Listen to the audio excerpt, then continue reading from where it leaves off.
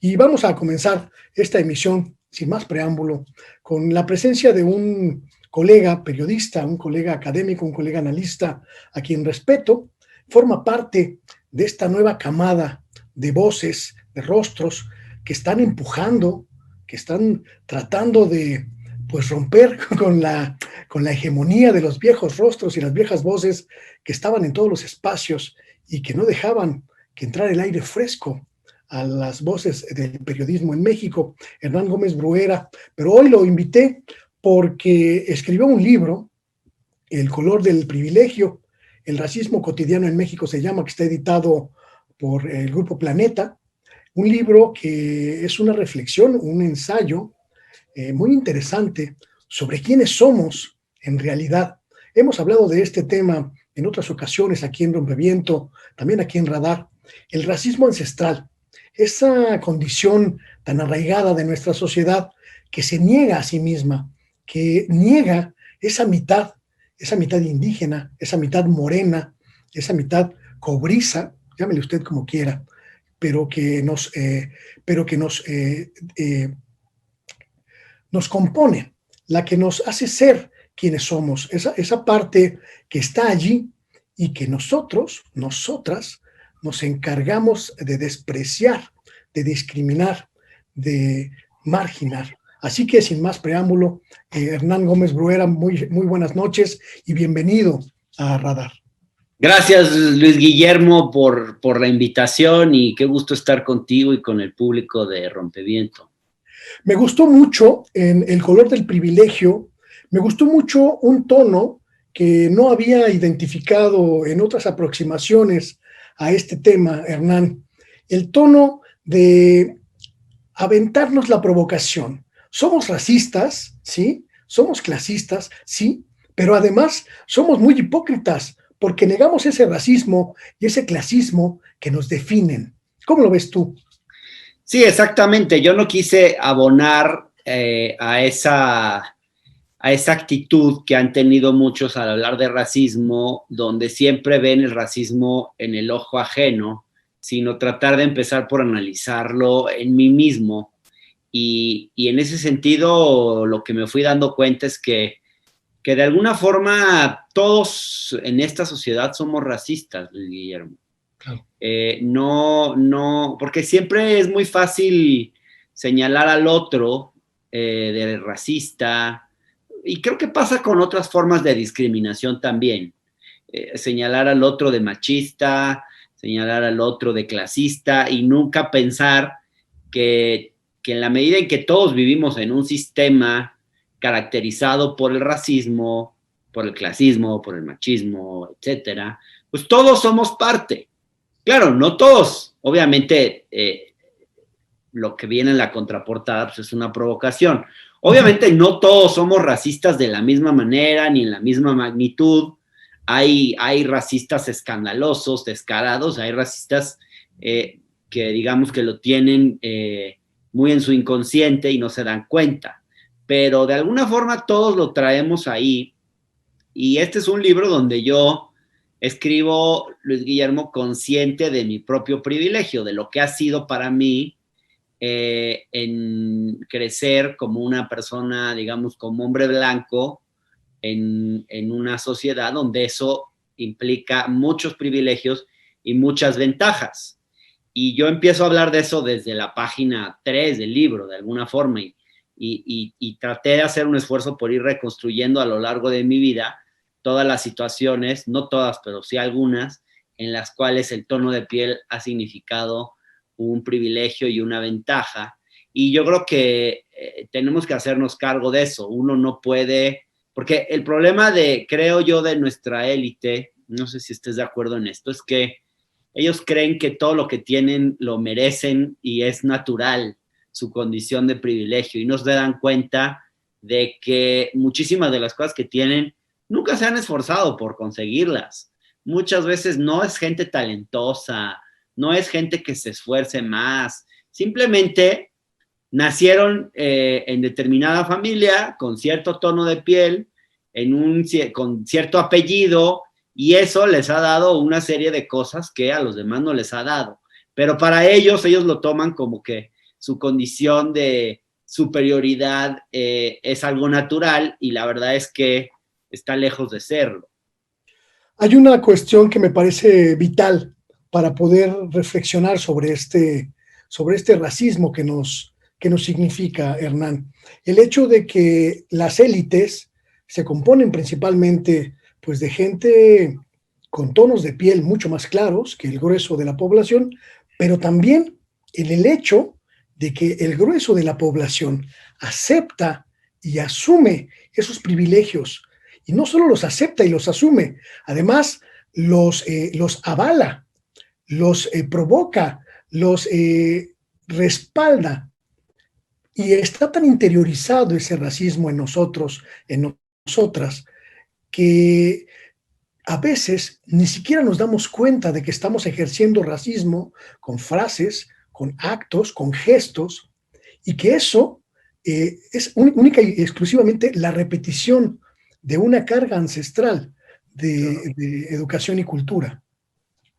Por eso yo lo que traté de hacer fue revisar el racismo en los ámbitos más diversos, y cómo pues el racismo está en todo, digamos, está en la familia, lo vivimos en la familia, que es donde hay mucho racismo dentro de nuestras propias familias, lo vivimos en las escuelas, en nuestros ideales de belleza, en la publicidad, bueno, ni se diga, en el cine, en la televisión, en los medios, los comentócratas, los que escriben en los diarios, casi todos hombres blancos de más de 50 años en su mayoría, en los espacios de entretenimiento, el racismo cadenero, le llamo yo, en las políticas de migración, en qué tipo de migrantes vemos como deseables y qué tipo de migrantes rechazamos.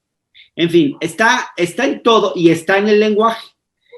Y entonces yo por eso me dediqué a hacer una reconstrucción de todas las expresiones racistas que utilizamos a diario, que no nos damos cuenta muchas veces.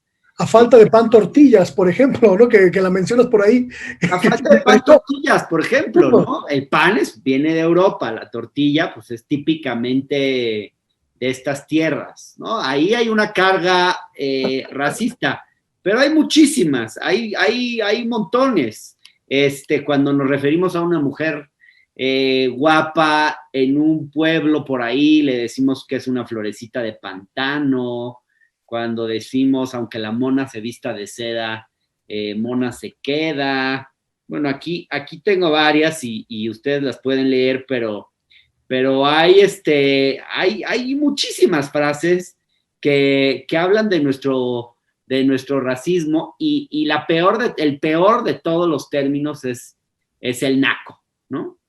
Que se ha vuelto tan normalizado que mucha gente te dice, no, pero esto yo no lo uso. O sea, yo uso naco, pero no es racista, porque de la manera en la que yo lo uso no es racista, ¿no? Yo no lo quiero usar de esa manera. Pero en el fondo sí es, casi siempre tiene una carga racista y clasista, aunque no nos demos cuenta. Y si uno reconstruye la historia del término naco, y esto lo hace muy bien Enrique Serna en un ensayo, como el término naco se empezó a usar, se generalizó en los años 50, cuando la Ciudad de México empezó a crecer mucho, producto de las políticas económicas de esos años y la urbanización que se dio. Entonces empezó a llegar mucha gente de distintos estados de la República, muchas personas de origen indígena que se incorporaban al modo de vida urbano, y lo que hacían era imitar el estilo de vida de las clases medias. Bueno, esos eran los nacos, ¿no? A ellos les llamaban nacos, y es una manera terriblemente raciclasista de decirle, estate quieto, no trates de ser como yo, no quieras imitar mi estilo de vida, porque no te quieras igualar a mí. Y de alguna forma ese término del naco persiste, y es terrible la manera en que lo usamos, que lo seguimos usando, sin muchas veces reparar en la carga discriminatoria que tiene el término. En Estados Unidos, principalmente, el racismo es una manifestación evidente, es una manifestación social, pues, que se nota. Hay una muy abierta pugna entre blancos y afroamericanos en ese sentido.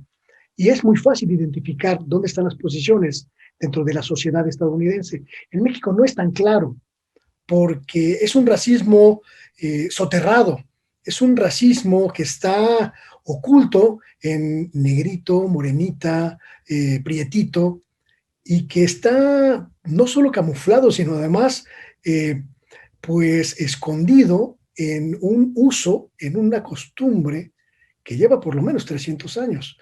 Sí, esa diferencia entre el racismo en México y el racismo en Estados Unidos, alguien que me parece que le ha explicado muy bien es Federico Navarrete, que para mí es uno de los mejores teóricos del racismo en México, historiador de la UNAM. Y él un poco lo que explica es cómo el racismo a diferencia del racismo en Estados Unidos, donde hubo un régimen, digamos, de segregación y donde el racismo estaba establecido en las leyes, lo mismo Sudáfrica, por ejemplo. Había un racismo como política de Estado, era un racismo explícito. En la ley estaba escrito el racismo. Entonces, claro, eso ha hecho que sea mucho más fácil luchar contra ese racismo después, porque era mucho más evidente.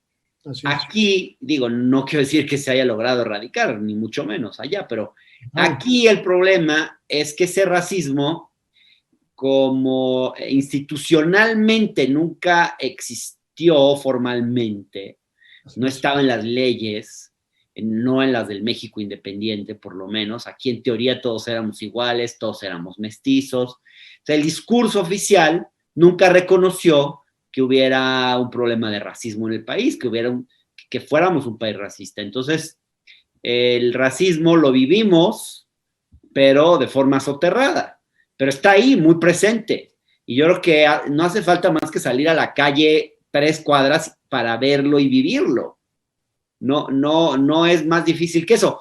Pero, sin embargo, aquí el discurso oficial ha sido siempre que aquí no hay racismo. Y fíjate que yo creo que una de las contribuciones de la 4T es empezar a hablar del asunto.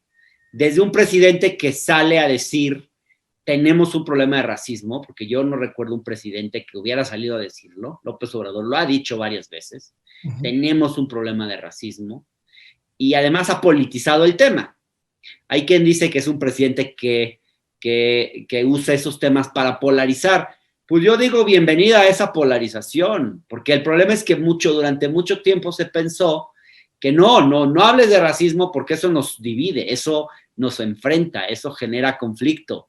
Pues bienvenido al conflicto, hombre. Si lo que se necesita es que haya conflicto para hablar de esos temas, pues que haya conflicto, porque en el fondo el no conflicto es mantener el status quo, es que las cosas sigan como están. Entonces, yo en ese sentido creo que estamos viviendo tiempos diferentes, donde este tema hoy es mucho más parte del debate público. Incluso creo que ha crecido la sanción social frente a los racistas. No sé si tengas esa percepción también.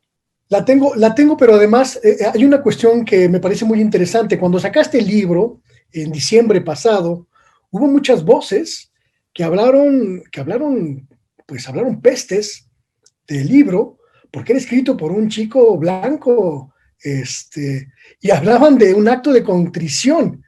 Y yo al contrario lo leo, cuando leo el ensayo, lo veo como un acto de provocación, lo veo como un acto de definámonos como racistas, porque es la única manera en la que esta sociedad podría cambiar. Y me parece que ahí te enfrentaste a un monstruo que efectivamente estaba escondido, el monstruo de no nos evidencien como racistas, porque así estamos muy bien. Sí, hubo dos tipos de críticas. Una es esa, es justo la de quienes no quieren hablar del tema y piensan que cualquiera que hable del tema es porque es cuatroteísta y entonces quiere usarlo políticamente, ¿no? Y porque en el fondo lo que no quieren es que se hable de sus privilegios, eso es lo que les molesta. Así. Esa fue una parte de la crítica. Y yo, bueno, esa parte de la crítica, la verdad, pues no la tomo muy en serio, porque pues la tomas de quien viene. Hubo otra parte de una crítica que me dolió más, te confieso, que fue de alguno que otro activista de temas de racismo, que salió a decir que qué hacía yo escribiendo de esos temas, cuando yo siempre había sido un privilegiado. Y sí, claro, me puse a reflexionar, pues, sí es cierto, ¿no? Siempre he sido un privilegiado.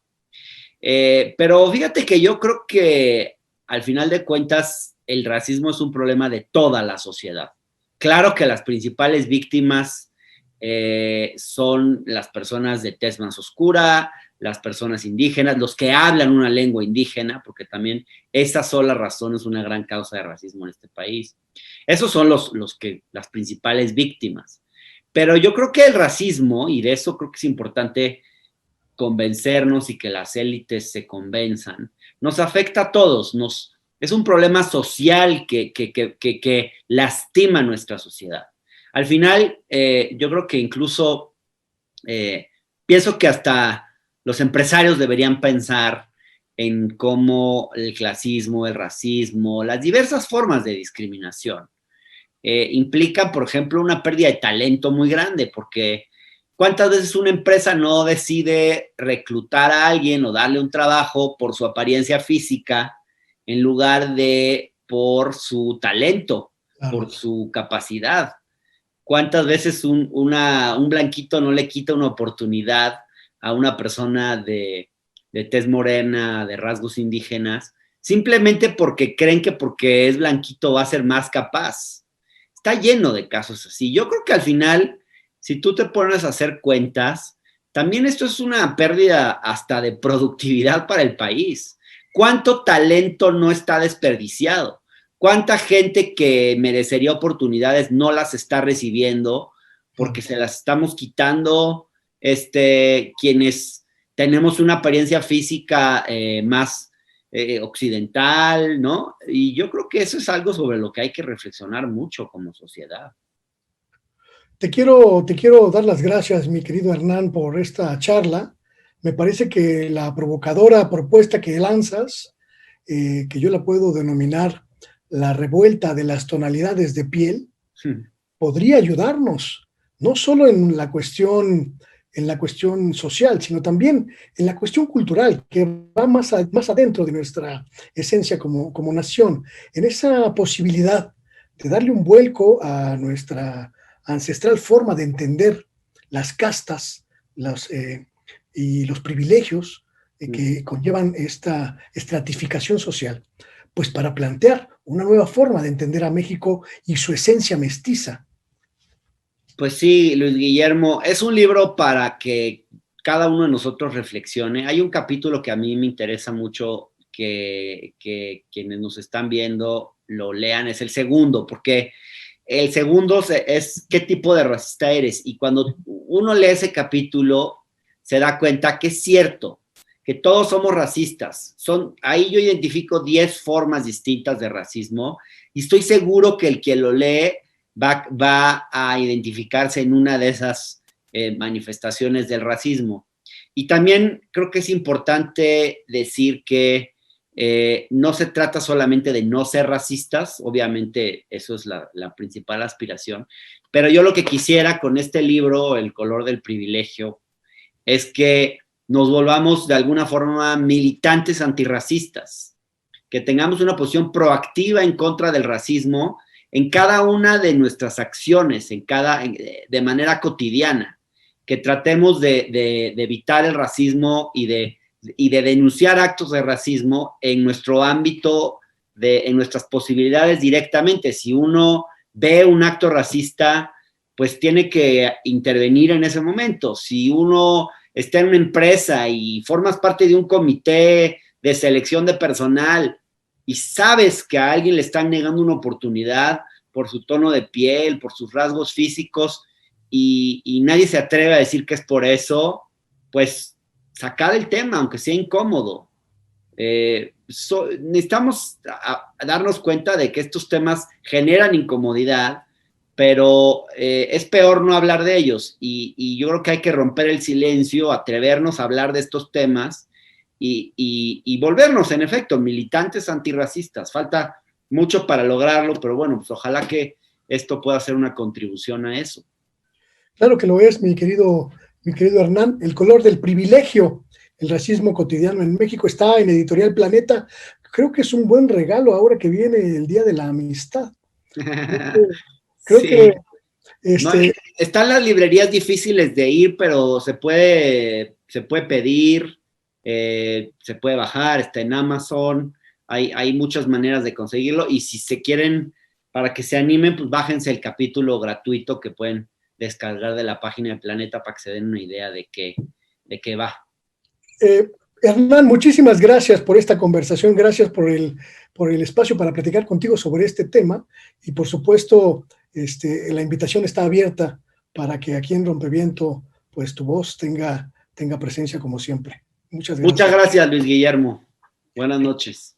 Ahí está, usted lo ha visto, El color del privilegio, de verdad, adquiéralo. Editorial Planeta, prácticamente todas las librerías ahora están pues enviando libros a domicilio, aproveche esa oportunidad. Yo sí creo que es un buen regalo para el 14 de febrero, un mensaje pues abierto, un mensaje abierto a quienes queremos, a quienes apreciamos, para sumarse a una causa que me parece que es vital, la causa de cambiar nuestra dinámica racista, nuestra dinámica clasista, cotidiana, arraigada, enterrada en nuestra raíz, porque eso nos va a permitir, escúchelo usted bien, eso nos va a permitir entendernos como una sociedad, como un pueblo mestizo, que honra ese mestizaje, que honra esa mitad que está ahí y que ha estado mucho tiempo sojuzgada. Vamos a un pequeño corte y volvemos.